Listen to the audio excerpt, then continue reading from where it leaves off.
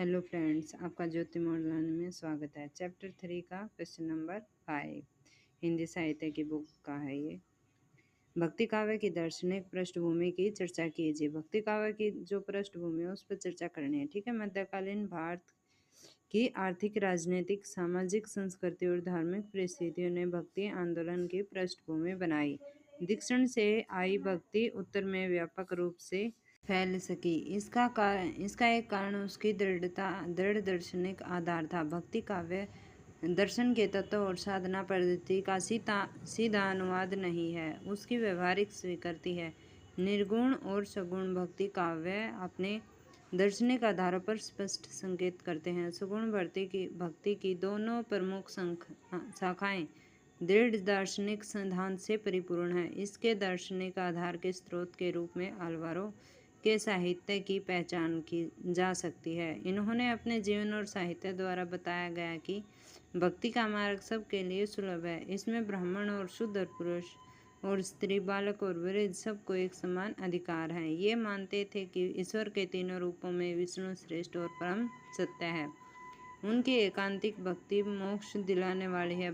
सभी को किसी फल की इच्छा के बिना अपना कर्तव्य करना चाहिए। ईश्वर को इंद्रियां और बुद्धि के बजाय प्रेम से पाना सहज है। अलवारो ने प्रेम से ईश्वर तक पहुंचने का रास्ता दिखाया। उसी समय इस भक्ति मार्ग को तर्क और युक्ति के सहारे प्रतिष्ठित करने वाला आचार्य वर्ग भी सामने आया। आचार्यों ने माया का खंडन किया और ज्ञान की अपेक्षा भक्ति की सरलता का प्रतिपादन किया। इस तरह भक्ति आनंद, भाव और तत्व चिंतन दोनों आयामों के साथ विकसित होती गई। कर्नाटक में रामानुज ने विशिष्टाद्वैत नामक भक्ति दर्शन का प्रवर्तन किया, जो रामानंद के जरिए हिंदी सगुण भक्ति काव्य में संचरित हुई।